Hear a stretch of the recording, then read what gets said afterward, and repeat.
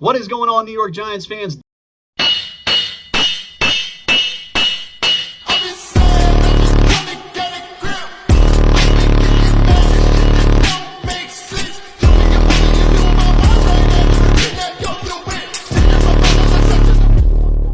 Illa here. Wanted to come out and talk about Darius Slayton in this video. Haven't had the chance to come out here and discuss the fact that it seems like Darius Slayton will be a part of this team in 2024. The New York Giants added some incentives to his contract that equal up to $2.15 million if he has 1,000 yards receiving on the year, scores 10 touchdowns, and has 70 receptions. These are numbers that I believe Darius Slayton can reach. The only number that I'm not too sure about is the 10 touchdown mark. I don't know if he can get to that point. I think Darius Slayton is most likely going to top out anywhere in between 7 to 8 touchdowns in that range in a good year for him. But other than that, getting 1,000 yards, getting to 70 receptions, regardless if he hasn't done that yet in his career, I think Darius Slayton has the potential to do this and has the ability to do this. This is a guy that has a lot of speed, can do things when the ball is actually in his hands. We saw this a lot last year and in previous years. He is a very important piece of this offense, and he has been. Now, he's definitely had some untimely drops over the years that I have been critical of. You know, the Washington game, Minnesota game, 2 years ago in the playoff game. And I've been critical of those drops at times, but that was only because what those drops could have potentially meant to those games and what they did mean for those games. That's why I got so aggravated. But I was never that low on Darius Slayton to the point where I thought he wasn't worth having on this team. So I'm very happy that they were able to bring him back, because I think he has a lot to give to this offense.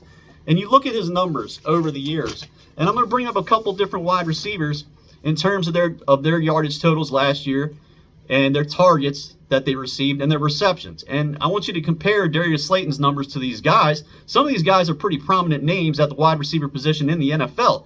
So if Darius Slayton can get the volume on this team from Daniel Jones, I strongly believe Darius Slayton could be a 1,000-yard wide receiver in this league. Look at Slayton throughout his career. 2019, 48 receptions for 740 yards. I'm telling you, man, if you get Darius Slayton, if you give him an additional 25 to 30 passes and receptions that he has on a season, there's no reason he shouldn't be approaching that 1,000-yard mark plus. He has the potential to do this. He's a strong wide receiver, man. He's not a bad option for this football team.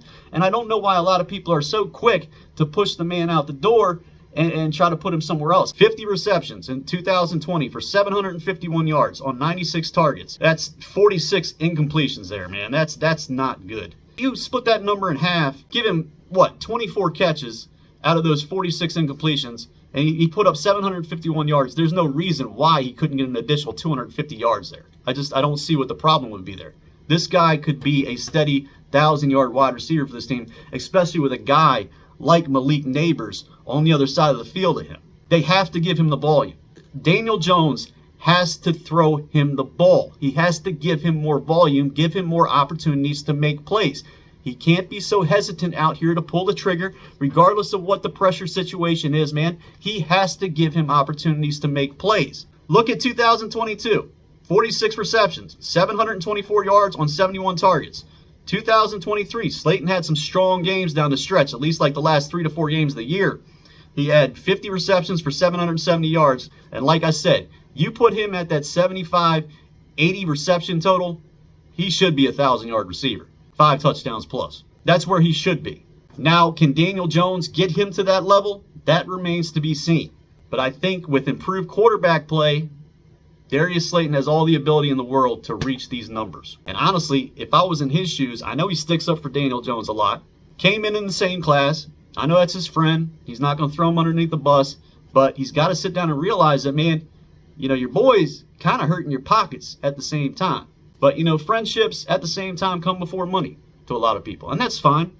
It's a good thing that Darius does stick up for Daniel Jones. I'm not saying that's a bad thing at all.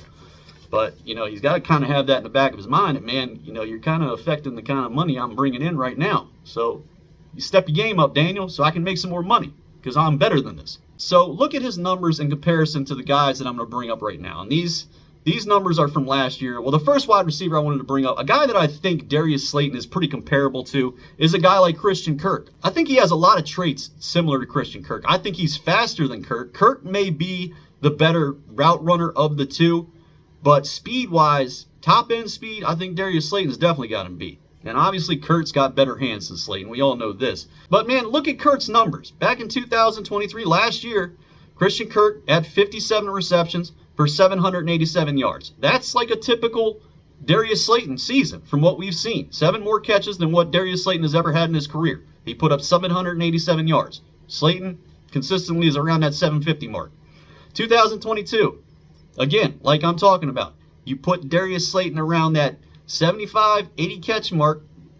Look at Christian Kirk's numbers. The first year he played with Trevor Lawrence. 84 receptions, 1,108 yards. Now, can Darius Slayton get to 1,100 yards? I don't know if he's capable of doing that, but he should definitely be able to push that 1,000-yard mark plus. 2021, 77 receptions, 982 yards. Very similar, like 77 receptions, man. There's no reason why Darius Slayton couldn't put up 982 yards on, let's say, 27 more receptions. In 2020 for Christian Kirk, he had 48 receptions for 621 yards. That's a lower yardage total than what you typically see out of Darius Slayton on the same, basically the same amount of catches that Darius Slayton gets year after year. So again, like he's very similar to Christian Kirk, man. 2019, Kirk's rookie year, 68 catches, 709 yards. Slayton had a better rookie season than Christian Kirk. All right, so you look at last year. These are the numbers these guys put up last season. Some of these guys are pretty notable names. Like I said, Chris Godwin had 83 catches for 1,024 yards last year. He had 130 targets. Like I said, Darius needs to have more opportunities to make plays. He needs to be fed the ball more. Now, can he get open to the point where he can receive more targets? I think he can. It's just, can Daniel Jones find him when he's open? And it's not even necessarily when he's open. Can he throw him open? Can he put the ball in a spot where Darius Slayton can make a play? That's what it all boils down to. Devontae Smith last year had 81 catches for 1,066 yards. He had 112 targets. Terry McLaurin, 79 catches, 1,002 yards on 132 targets. Darius Slayton has never even come close to 120, 130 targets, 110 targets. Nowhere near that ballpark. Calvin Ridley last year, 76 catches, 1,016 yards on 136 targets. Drake London, big physical wide receiver for the Atlanta Falcons, 69 receptions, 905 yards on 110 targets. You give Darius Slayton 19 more targets, if he's putting up 750 every single year on 50 receptions, there ain't no reason why he can't touch 905. So again, I don't know why people are so gung-ho to get Darius Slayton out the door and put a guy like Jalen Hyatt in his spot, a guy that really hasn't proved anything in this league, a guy at his ceiling who could potentially be a player like Will Fuller. He's very similar to Will Fuller. Obviously, Will Fuller had the issues with PEDs. I don't think we'll ever have that issue with Jalen Hyatt. But Will Fuller is definitely the first guy I think about when I consider what Jalen Hyatt's potential could be at its highest. But he hasn't even reached like a Marquez Valdes-Scantling type of player. Valdes-Scantling is another guy that can fly down the field, can stretch the field, has a limited route tree. Can he get to that point? He has to get there. He's not our number 2 wide receiver yet. Not even close. He's got a lot of work that he needs to do.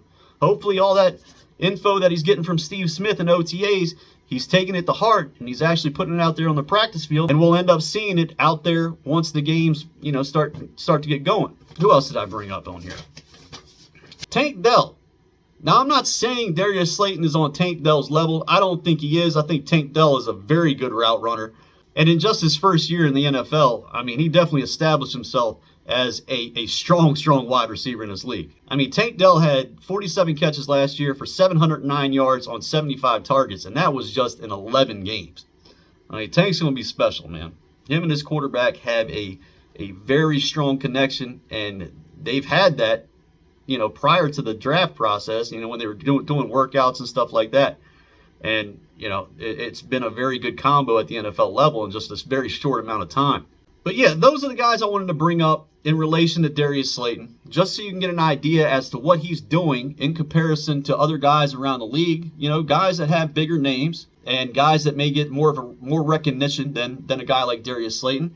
He's putting up good numbers himself. And, I was a guy that I knew about Darius's contract and how he could potentially not be on this team going into 2024. And that's why when Adonai Mitchell was sitting there at 47, regardless if we took Malik Neighbors in the first round, I was like, man, Slayton's contract is still up in the air. You don't necessarily have a solid number 2 wide receiver option because you're counting on Wan'Dale Robinson and you're counting on a second-year wide receiver like Jalen Hyatt. It was like, why don't you just bring in Adonai Mitchell and you can park him right across from your first-round talent, Malik Neighbors, and then your wide receiver core is set for a good probably 4 to 5 years straight. You probably don't even have to think about it, regardless what happens with Darius Slayton. And that's why, I was so vocal about what happened with Tyler Nubin and the selection of him. I get that we needed a safety, but at the same time, the wide receiver core is not really shored up. And I thought you were just taking a safety based on need just because you needed one this year because you got rid of Xavier McKinney. And it was extremely frustrating for me to see that because I knew they were going to do it in the end. But still, once I actually saw it play out, in real time, it just makes me think that, you're not necessarily doing what's best for the football team. You're just trying to piece things together right now to try to put a competitive football team out there right now because your jobs are on the line. And that's why I was so pissed off about it. And make no mistake about it, man. I will be keeping a very close eye on Adonai Mitchell and watching what he's doing with the Indianapolis Colts in comparison to Tyler Nubin, regardless if they're 2 different positional players. And if Adonai Mitchell's out there lighting it up for the Indianapolis Colts and Tyler Nubin's just kind of sitting here being a mid-grade safety, man, I'm going to let everybody know about it. Believe me. But that's it for the video. I hope you enjoyed it. I hope you took something from it as far as the numbers go.